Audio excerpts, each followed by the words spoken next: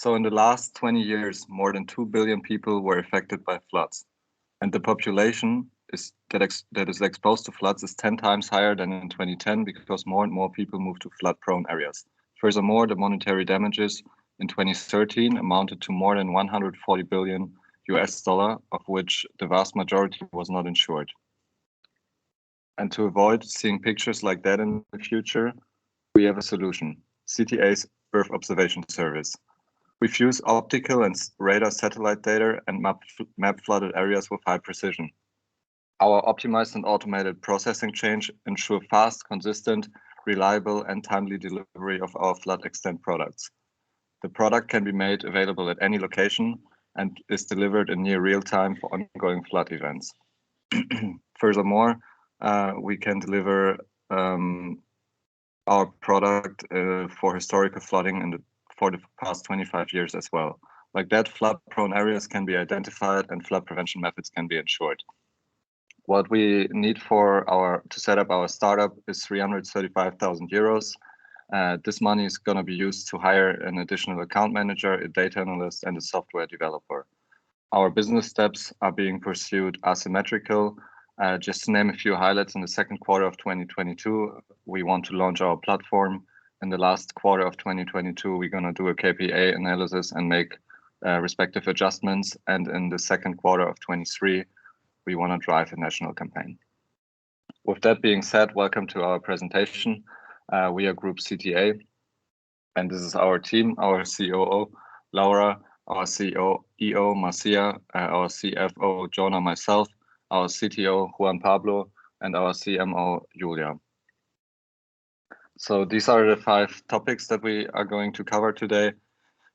First of all, we start with the discover value phase, where we're just going to do some background analysis of the industry that we are going to analyze. And then we're going to move on to the second phase, where we talk about how to create value and about our filter generation. Then in the third phase, the validate value, we're going to talk a bit more about how we ranked our filters. Then in the fourth phase, the capture value, we're going to talk about a little bit more about our segmentation, targeting, promotion, as well as the 7 Ps, for example. And then we move on to the last phase and define how we consolidate the value by showing the 3 Ms, the business model, canvas, and the KPI evaluation.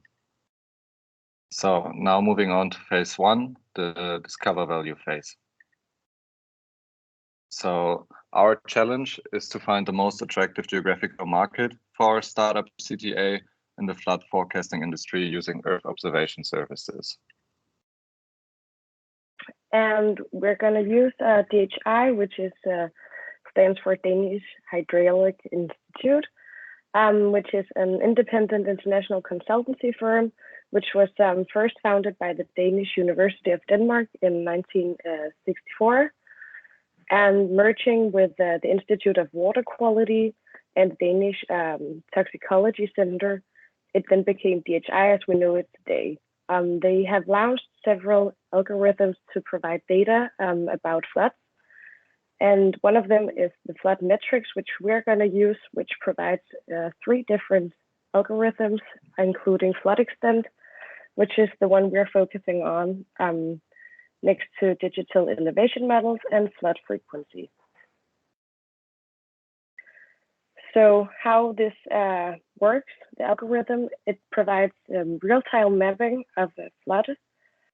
As you can see on the slide, it shows areas which are extremely exposed to floods, and it has previously been used to provide crucial information on how to calculate or even validate insurance premiums. So the vision of DHI is to solve the lack of information to support emergency responses and flood protection measures. And the mission is to provide real-time mapping of flood extent in any location around the world. How they do this is by using the newest machine learning technology and both optical and radar satellite data. And in this way, they can provide accurately flood maps regardless of weather conditions. So for our primary research, we wanted to contact some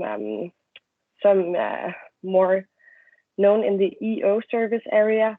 So we reached out to several persons from DHI through LinkedIn, and we tried to reach Rasmus Borgström, which is the CEO of DHI, Torsten Bondo, and Mads Christensen. And luckily, we reached Mads Christensen, who are the project and business development manager of DHI. He works in DHI since 2019, and he has a background within Earth observation and environmental and geospatial methods. He provided us crucial information about DHI's future strategy, and we included all of his knowledge in phase 1, 3, and 5.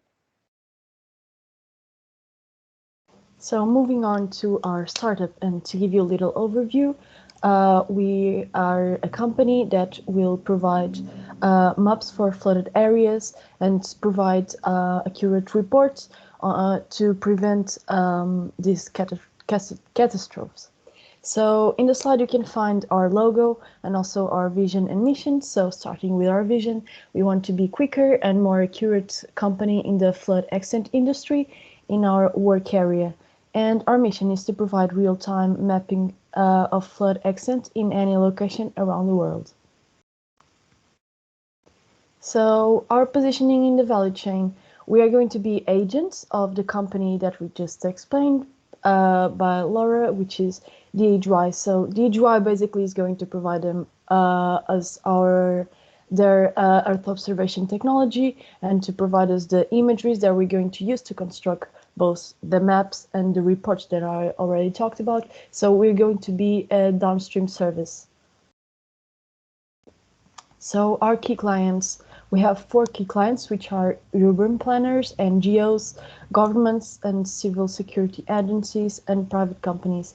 Later in the project, we are going to target only a few of them, but we will do that based on the country that we are going to find out later in the project.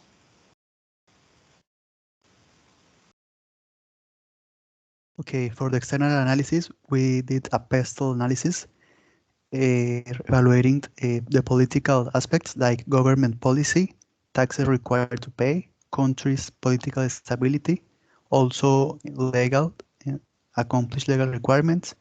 In the environment category, analyze the impact of the water variability, evaluate the hazards and the natural disasters impact like floods, and SDG alignment policies. In economical, possible to obtain revenue and continuous growth, finding a sponsor, financial resources, and inflation. In the social, target customer selection, NGO and insurance companies, improving quality life for people, contracting and hiring local people, and in the technology, introducing EO services, provide technological resources, and training and explaining the function of the technology to potential customers.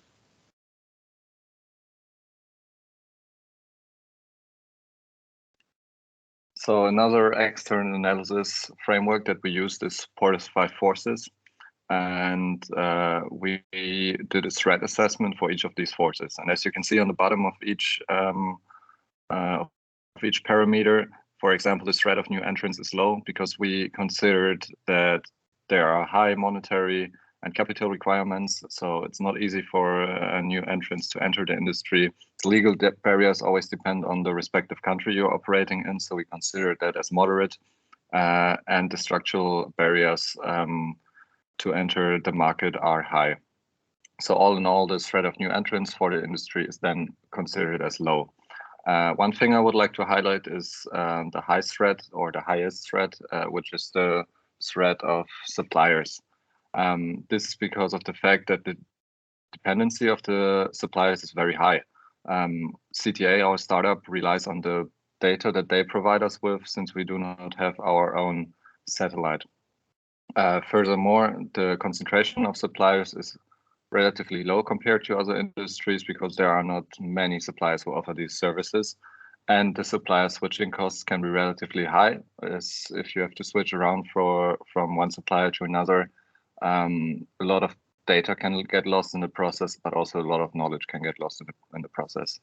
And lastly, I would like to talk about the rivalry, which we consider as moderate high. We say, or we found out that the industry is constantly growing, the industry of Earth observation services, which is a good aspect for the competition. But it also attracts more competitors. Furthermore, the product differentiation is moderate, as all competitors offer more or less the same services. However, the services slightly differ, and you need to find your niche in this market and offer a certain USP. The competition arises from all over the world. Also, our startup can operate globally, and the switching costs for the customers are relatively high. So people or customers tend to stick to one provider. So moving on to our competitor analysis, we divided that in two main phases, the global competitors and the local competitors. So in the global competitors, as the DHY is also operating worldwide, we decided to put both of these competitors that were also set to us by Matt. And the first of one is ECE. They have their own satellite constellation, and they use this to offer high resolution target flood extent projects. However, they depend a lot on their own data. When we have agreements with most of commercial satellite data providers, and so the DHY does not limit itself to one source only. So it provides also DHY flexibility to make the best use of the assets available at any time, and they also offer robust services at favorable costs and cost ranges. So moving on to the next one is Copernicus. Oh no, back to the slide. We have Copernicus Emergency Management Service. This one offers free flood maps to the members of the European Union and associate countries. So they are huge competitors since they don't have any price. Although these flood maps only can be activated by specific focal points and authorized users. So they don't offer the same flexibility as DHY, of course. And the flood metrics from DHY generally provides faster and more operational flood extent data when compared to SAMS. So moving on to our local competitors, we found 5 different local competitors, which are WSP, Flood Modeler, the National Severe Storms Laboratory, Previsico, and EO. So we decided to put all the information in the table that you can find in the slide. And you have the name of the service, and also if they provide the service for private consumers or for public consumers, and if they use Earth observation or other types of technology, and also the number and the countries where they are in. There are mainly countries that are super affected by floods, which are UK, United States, and Thailand. So we did this positioning map based on the information that I previously just told you, and some different value propositions can be found on this one. We can see that the only competitor in the same quadrant as DHY is WSP. However, this is local competitors, as I just told you. So, as you could see in the last table, they only operate in the UK. So we can say that if we are not, of course, we have to make a more close analysis to the country that we achieve. But if we are not in the UK, maybe we'll be on a blue ocean strategy. So from this competitor analysis, we could take some conclusions, and that is that the competitors who take less prediction time are also the ones who don't use Earth observation technology. That way, we can infer that they take less time, of course, but also have less accuracy. So the goal for our startup is to have both Earth observation technology and other solutions to ensure the accuracy, but also take as much time as competitors like WSP or Severe Weather 101. So now we move on with our SWOT analysis to combine internal and external elements. What we can see as a strength is that our service offers near real-time and easy access reports. We are offering our customers individual reports, and also with DHI as a partner, we have many reference projects as well as experts on our side. As weaknesses, we can see that our service must be requested, which means that there is no automated warning system yet. And also there is still a time lag existing when delivering the report. As opportunity, we see that we offer a high economic value to our customers. And another opportunity would be that the product can be diversified and also the product range can be expanded. So as threats, we see that many high-risk regions already use EO services and that there are other sources of intelligence available, as well as there are already competitors on the market. So with this analysis, we came up with this Taos analysis. So using strengths and opportunities, we have our Maxi strategy, which offers a subscription model to our customers for our startup to introduce another source of income, and also to improve the convenience for our customers. When we combine weaknesses and opportunities, we see that in natural risky areas, a warning system is needed. So therefore, we would implement this also as a selling point for the acquisition of new customers. To combine strength and threats, we have our Maxi strategy. Here we see that our product must be differentiated to overall be competitive in the market. And while combining weaknesses and threats, we have our mini strategy, and we can see that investments in R&D are necessary in the future to further close the time gaps in our reports. Yeah, so our startup CTA has a great focus on sustainability, which is why we are aligned with both the Paris Agreement from 2015 and the more recent European Green Deal. One of the points are that we, by monitoring flood extent, will prevent societies from restoring cities, which will lower the CO2 emissions, which is both a part of the Paris Agreement and the European Green Deal. Another point we help improve is innovation and research, and protecting biodiversity, which both are points made in the European Green Deal, which must be improved. Furthermore, we are also aligned with several sustainable development goals. One of them, and especially, is number 6, where we have a special focus on target 6.4 and 6.6, where we protect and restore water-related ecosystems. Another goal is goal number 8, and where we especially focus on target 8.2, and goal number 9, where we focus on target 9.5 by increasing scientific research and technological capabilities of industrial sectors. Another goal is goal number 11, where we have a special focus on target 11.4 and 11.5, where we, for example, protect and safeguard the world's cultural and natural heritage. And moving on to the goal number 13, which is climate action, which is a goal we have great focus on, where we help integrate climate change measures into national policies by by measuring flood extent risk.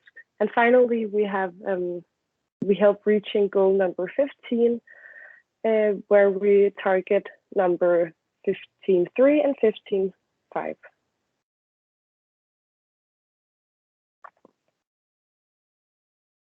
Okay, now moving to KPIs, we have 4 types of KPIs: short term, medium term, long term, and personal.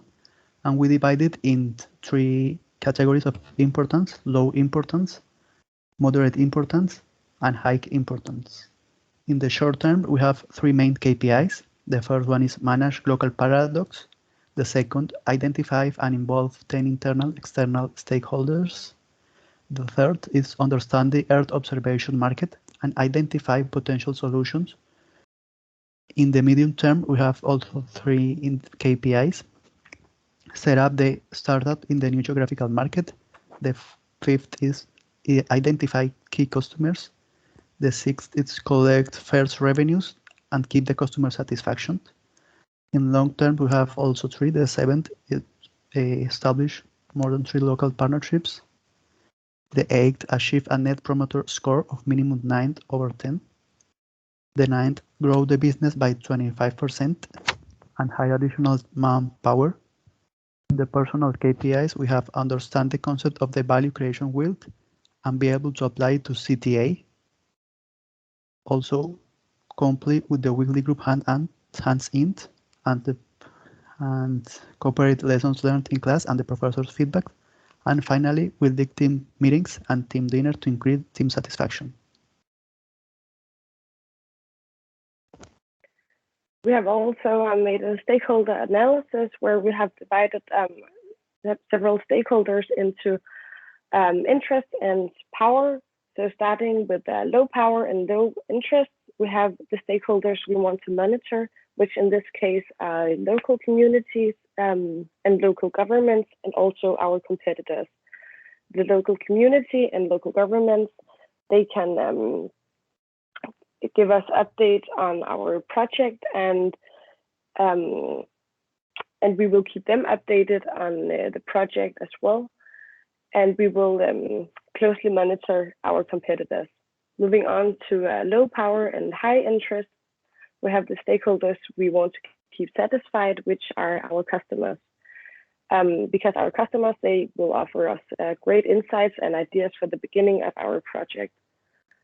Then we have high interest and high power, which are the executives of DHI and the KDM and regulatory executives.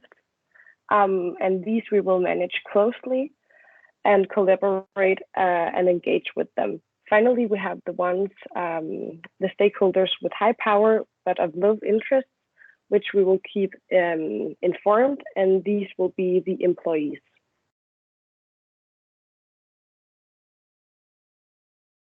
Yeah, and we have our involvement of stakeholders.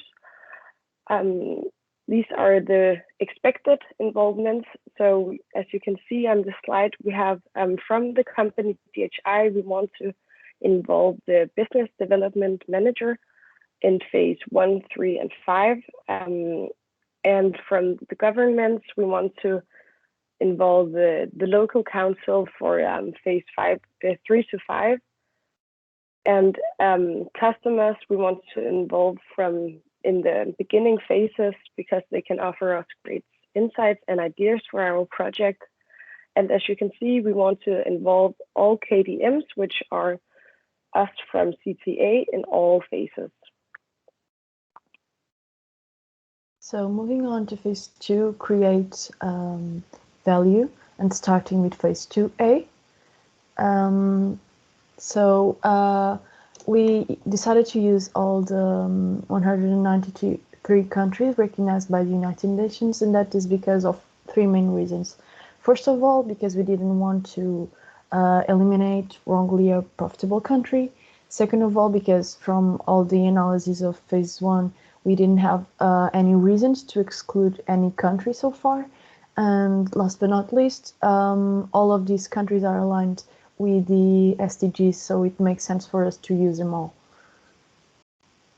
So moving on to phase 2B, in here we generated some filters and we used 3 different sources of data. First of all, primary data, where we applied the 635 brainstorming method with the knowledge that we got from phase 1.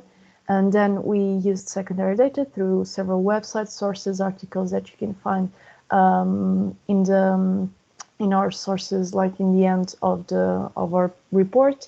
And then last but not least, we also contacted external stakeholders through emails, interviews, and this was crucial, especially Matt's help, because we asked him questions in an interview like what are the key points that he considers when he wants to move to another country. So his contribute was really important to us, and we also added it in our analysis.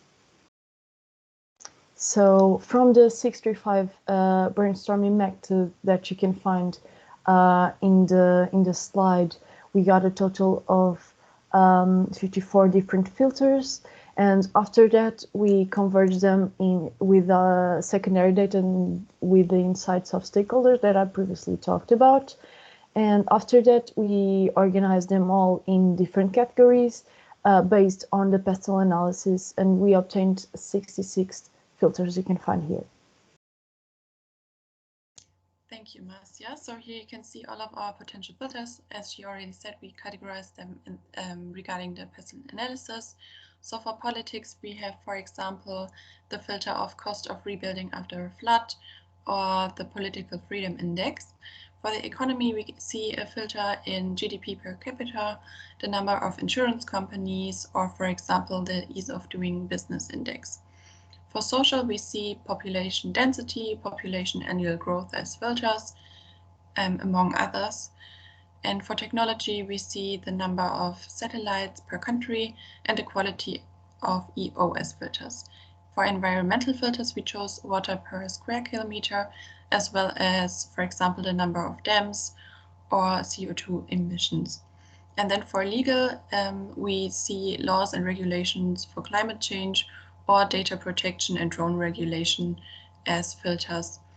And as the next steps, we will now find proxies for the filters where we couldn't find data on, and go into further research as well as more interviews.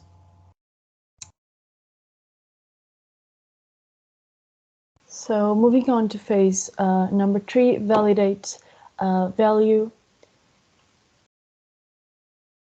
Okay, let's not start with phase 3A. So in this stage, the key decision makers analyze the current filters that we have, and that was based on 4 main topics. First of all, we wanted to focus on measurable filters, because from the feedback that we got from the professors, we have many filters that were not measurable. Then we wanted to find proxies for the unmeasurable filters, or the filters that didn't have any data available online. And also we wanted to look for further information that made us add new filters. And last but not least, we wanted to focus on only relevant filters. So moving on to phase 3B. Yes, so in phase 3B, we followed the poker method. So basically, we revised some filters that we generated before by applying the poker method, which was very helpful since we had a really good discussion among the key decision makers. And then we evaluated each filter on the aspect on kill, review, keep, or multiply. So if it's a kill, you don't consider them as good filters anymore and drop them. In the review stage, you still consider the filters, but you make some adjustments to the filters. In the keep, you keep it as a filter and go on with it to the next stage. And for the multiply, you think that there's more potential in this filter, and you think on additional filters that you can generate out of the filter that was stated. So as you can see here, we applied the poker method, and we decided to only keep 8 to 10 global filters in our final list. And we did that by doing it, or by deciding on it democratically. And if at least 60% of the key decision makers decided for it, we either dropped them or left them in. And some of the filters that are marked here in yellow, for example, the number of dams per region, we decided to not include them as global filters because it's probably hard to find data on it, but then we moved them to the local filter stage. And the blues, or the filters that are marked in blue, are used as global filters. So here's another overview. So we killed 51 filters because they were either not useful for our project, we couldn't find any data on it, or we had a filter that already covered the filters that we moved to the kill stage. So basically there were a lot of overlaps in the filters. Then we had 8 in the review, which we then reviewed and redefined. We had 1 in the multiply, the water per square kilometer, which we later then also used as our key filter. And then we kept 11 filters, some of them on a local level and some of them on a global level. So moving on to phase 3C, the ranking of our global filters. So we, in the end, decided to go through with 8 global filters. And the first one that we used is the annual precipitation in millimeters. And we put that on the first spot because we thought the more rainfall there is, the higher the chances of floods there are. And then we basically used the cutoff value, the median. Secondly, we used the population density, because if there are a lot of people living close to each other and there is a flood coming, more people are affected by floods. And we also considered that as relatively important. And also here we used the median value. I don't want to go through all of them, but maybe just to mention one other one is the area used for agriculture, which is filter number 6, because we found information that agriculture or the agriculture business is heavily impacted by floods. So we also included that one as a key filter. And especially in developing countries, agriculture plays a huge role. So basically here, we then put a table where we described on why we placed each filter on the place where it is. So as I already mentioned, our key filter is the annual precipitation in millimeters. And we then decided in a group to put this one as our key filter, as it's like having the highest impact on our project. And on the other hand, for example, the ease of doing business is a good indicator to have included as a global filter. But since it's not directly impacting our services, or not as severe as the annual precipitation, we then used it as the 8 filter. Also, we had some local filters. In total, we had 7 local filters. Some of the global filters were reused and applied to a local level as well, such as the regional precipitation and rain. But also we looked at the regional population, the number of dams that I already mentioned before. On a local level, we could analyze that. On a global level, it was relatively hard to find data on it, but also information such as the tsunami risk or the amount of water runoff. So now moving on to phase 4, the capture value phase.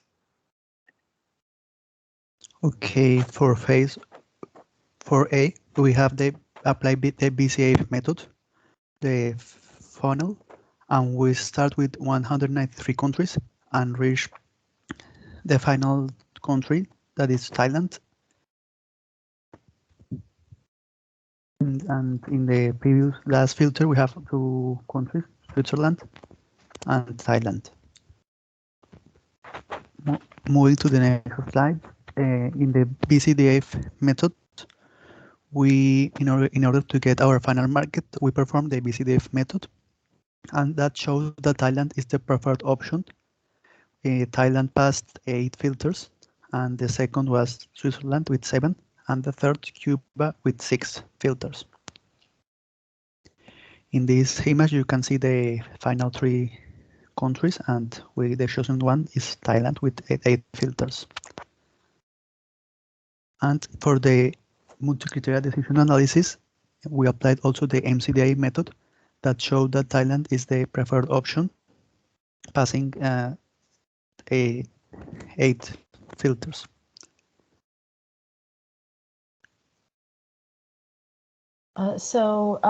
We also wanted to perform a market research since we didn't want any mistakes, because we ranked in a bad way the filters, or if we chose wrong filters that we shouldn't choose. So we conducted a market research, and that was based in 2 main phases. First, we did a deep dive into the flood situation in the country, where we did some research on the internet to find out some facts, if this country was really affected by floods, if there was any government efforts to avoid it, the level of destruction that the flood could cause in the country.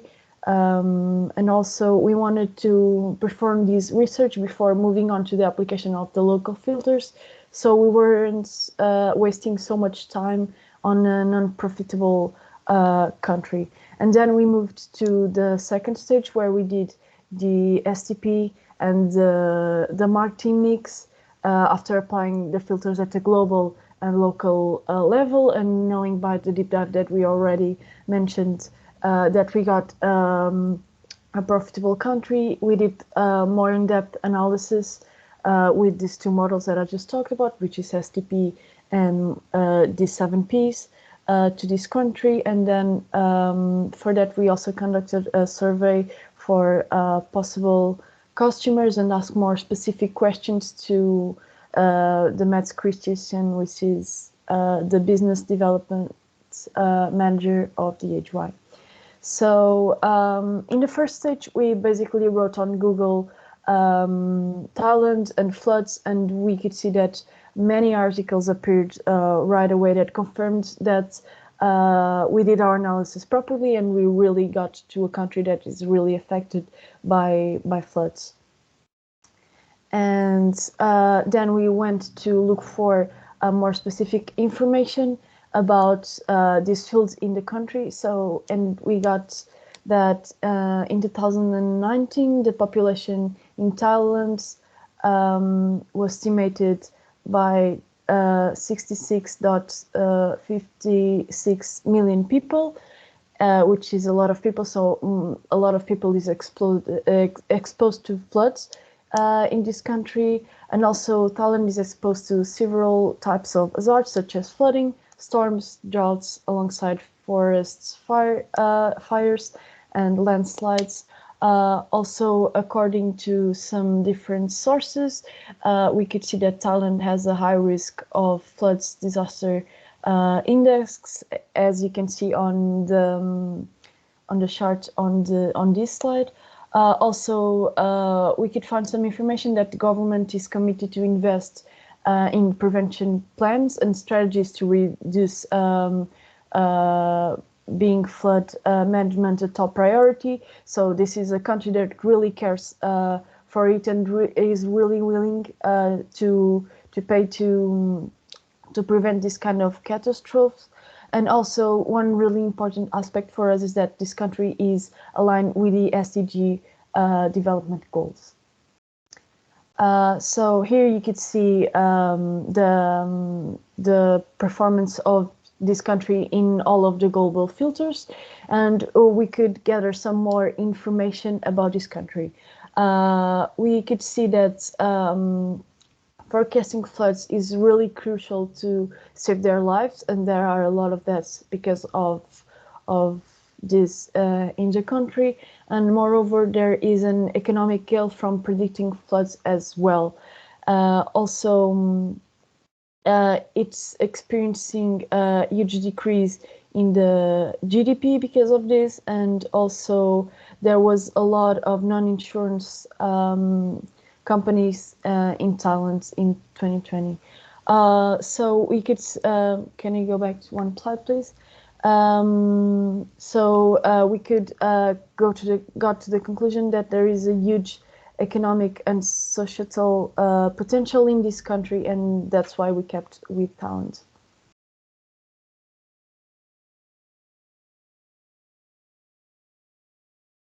So we divided, moving on to the local filters, we divided talent in 6 different geographical regions that you can find on this map, and these were the regions where we applied the local filters.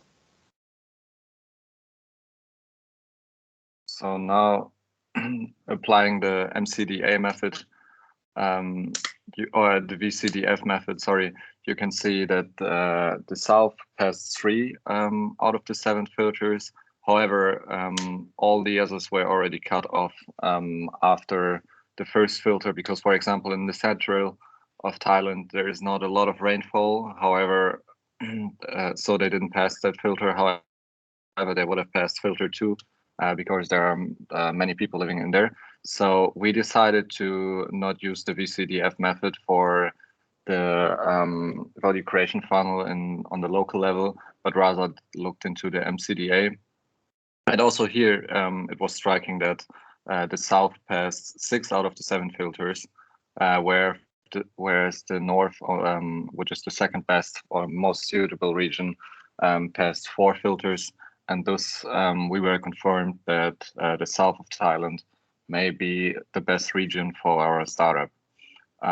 So here you can see the South of Thailand a little bit better on the map. This is the map of Thailand.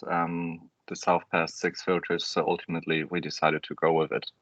A bit more information about the South of Thailand. So it consists of 14 provinces. The total area is 73,848 square kilometers, so it's actually a large area with a total population of more than 9 million people. And also the population density is relatively high with 134 people per square kilometer.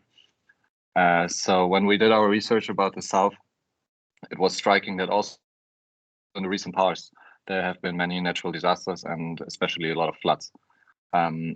Looking at our potential clients, we figure out that there are 3 big insurance companies in the South of Thailand, and also 2 flood or closely flood-related NGOs, which we are going to elaborate a bit further in the next stage. So moving on to the next stage, the concept and prototype. Yeah, so regarding our STP analysis, we divided the end users into different segments, which are insurance companies, NGOs, the Thai government, and private customers. Out of these 4 segments, we chose to target 2 of them, which are insurance companies and NGOs, because we concluded that this will create the most value to target these 2 segments. Regarding our positioning, we at CTA, we can offer an exclusive partnership, which result in custom-tailored products. We provide more detailed and accurate real-time flood risks and predictions. And as we see our customers more as partners, we are able to provide a product which both suits the customers better than a general product will. And diving a little deeper into our target companies, we see that there are 3 large insurance companies in southern Thailand, and all 3 of them are non-life insurance companies. Furthermore, there are 2 NGOs which both have products in the southern Thailand related to floods.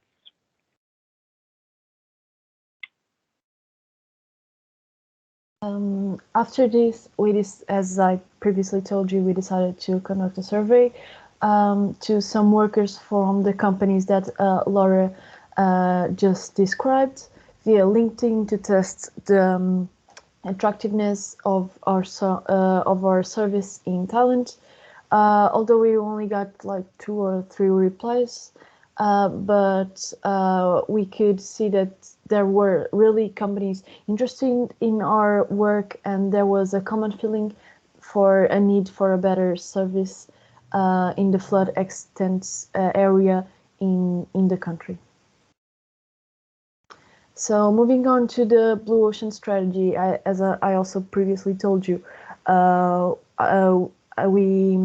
are in a Blue Ocean strategy since there is no direct competition to our country.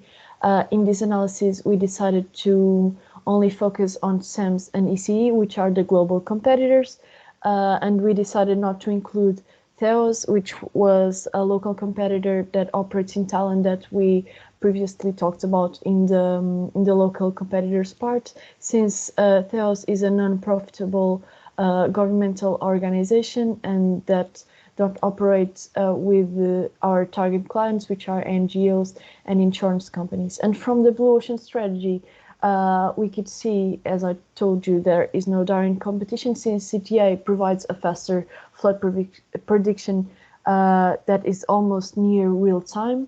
Also, CTA relies on different sophisticated sources that make our predictions way more accurate than our competitors. Also, our website is very intuitive and the customer can access almost all the information he needs to purchase what he wants. And that doesn't happen with our competitors, and also our price is a little bit higher than our competitors, but we are also perceived in our customers' minds as a company who offers more for more, so that won't be a problem. So we now want to show you our prototype. We are using optical satellite data, radar satellite data, and our algorithm to come up with this individual flood maps for our customers. So as a first step, the customer needs to request a report, which he will do over the channels, either the web page or our mobile application.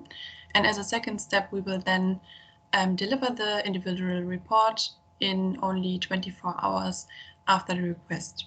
So our end user then has all information using this flood maps to come up with flood prevention measurements. So here you can see how our product looks like. This is our web page. You can see the world map and choose the country and area that you're looking for. So in this case, we were using the southern Thailand region, and using the flood extent product, we are now deciding which state we are interested in and already see a price range for the report that we are requesting.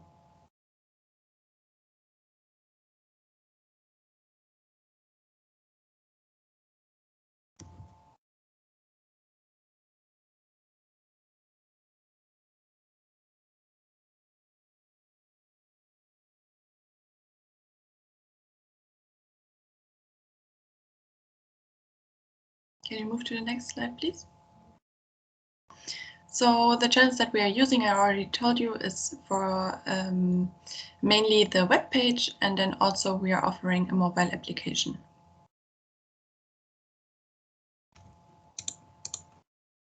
So now moving on to the 7 Ps. On this slide, we have the product, the place, the price, and the promotion. I don't want to dive deeper in the product and the place. We've already talked about that. We are a downstream company that provides fast, operational, and flexible data. And for the place, we've already talked about it a lot now. We are going to be placed in the southern region of Thailand. So, however, the price is something we really want to urge because we developed 2 different pricing systems. So for the key account, we developed a subscription-based pricing where they pay on a monthly basis, and the monthly payment is 10,000 euro per month, and customers can choose their desired area of interest up to 1,000 square kilometers and get regular updates on that. Furthermore, they receive a discount of 20% per usual, as per usual pricing. So the price per additional square kilometer is €2.40. However, there's a contingent of 5,000 square kilometers, and then every additional square kilometer costs €2.40. For our small, medium-sized accounts, We tried to show you the video, but it didn't load. So Julia already explained it a little bit. So you define your area of interest, then you select a dedicated product, and then define parameters such as the resolution and date ranges. And then you can see that the approximate price will be more or less €3 per square kilometer. However, that always slightly differs depending on your area of interest. Moving on to the promotion, we decided to go with an offline and online promotion. Since we are going to hire an account manager in the south of Thailand, our key accounts will develop individual relationships with our key account manager and also be targeted offline. And our small and medium-sized accounts will more or less leverage our platform through which they can basically receive their quotes for their respective area of interest, but also we target them through our online promotion, but also through offline promotion on fairs or whatever. So moving to the physical evidence, the people and the process, talking about the physical evidence. Since we are operating hand in hand with DHI, we have agreements with the most commercial satellite data providers, or actually DHI has them and we can leverage them as well. Like that, we can provide more accurate and flexible data. And since we are integrated into DHI, which is probably one of the most popular players in this industry, we can leverage that fact and also offer other services. Furthermore, the variety and expertise of our CTA's management teams can lead to great synergy effects and results. We offer a state-of-the-art platform which everyone can use, and it's relatively self-explaining. Furthermore, we speak many different languages, and our customer service will also be offered in those languages. In terms of people, we're going to focus on that later, but we're going to hire an account manager, data analyst, and a developer. And the processes are all very customer-oriented and are performed in online and offline interaction. So now moving on to the phase 5, the Consolidate value phase. We want to talk about the 3 M's, the business models, and our KPI evaluation.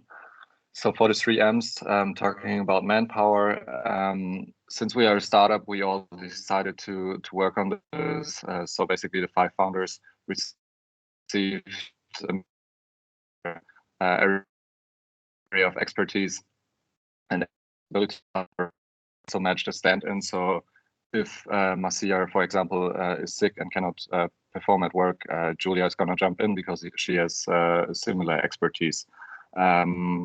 Since we are a very diverse group coming from different backgrounds, from different countries, we already saw in the process that this can create great synergies and we can really perform well within this group. However, there are some things that go beyond our expertise, and we decided to hire 3 new people, an account manager, a data analyst, and a software developer. In terms of our minutes, we decided to display it in a Gantt chart for the first years of operation. So you can see that in the first quarter, we want to set up our business. We want to hire different people, but also we want to do additional market research and do the sandbox testing for our platform before it goes live in the second quarter of 2022.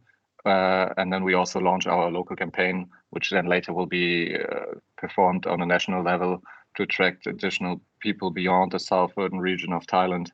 And also, we are starting as of now to look for investors or environmental grants. And in the last quarter of 2022, we are going to analyze our KPIs and make potential strategy adaptations.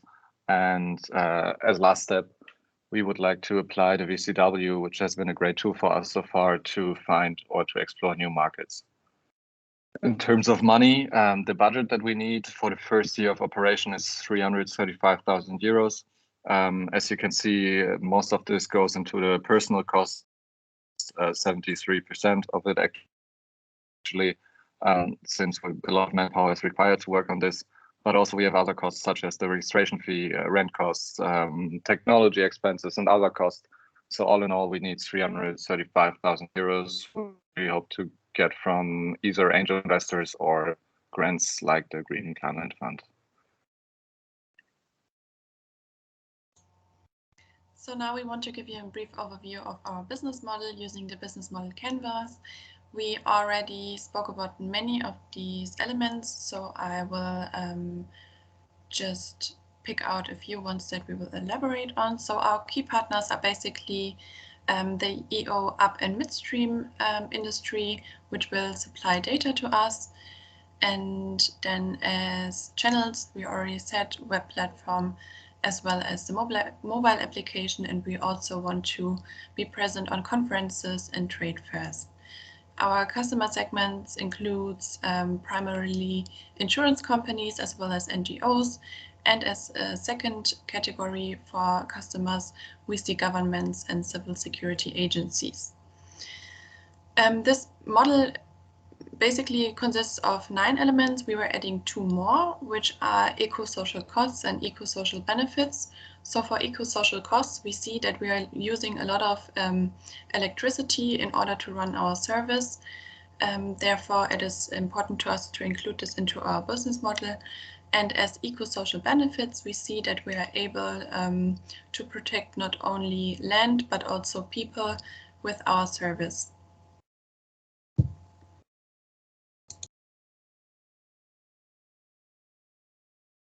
Okay, moving to KPI Shipment, comparing with the first phase, we divided in 3 categories: a shift, in progress, and pending.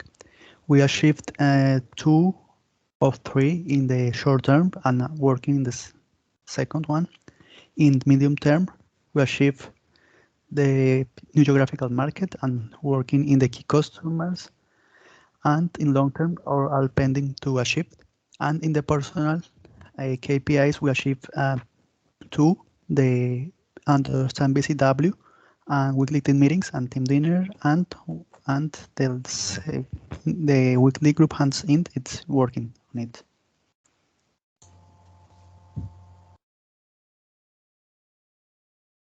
So to conclude phase 5, we came up with this roadmap for our startup CTA.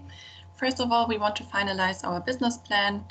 Then we want to find investors to gain the necessary capital for our plans.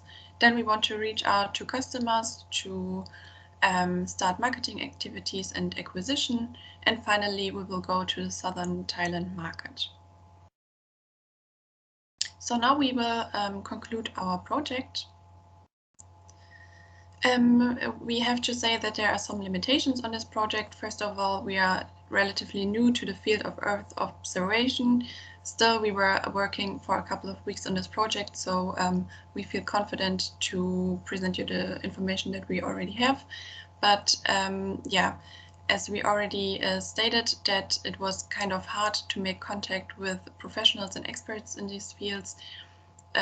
So with more time in the future, we are able and confident to further develop our project. As next challenges and especially required partners, we see first of all that we have to establish a local partnership in the southern Thailand area. Then we need to hire the staff required. And as a third step, we want to involve our stakeholders for funds. So as lessons learned from the application of the value creation wheel, we can see that it is necessary to involve stakeholders to get their expertise on the project and more information. We also see that it was great to apply this flexible framework where we could go back to phases and rework our content. Then we saw that teamwork is necessary to just gain information from different point of views. And as last lesson learned, we see that understanding and solving challenges. So in conclusion, lessons learned and limitations we were already covering. We see that our service CTA is relevant not only in social, environmental, but also in economic aspects, and therefore we are happy that we were working on this project. Thank you for your attention.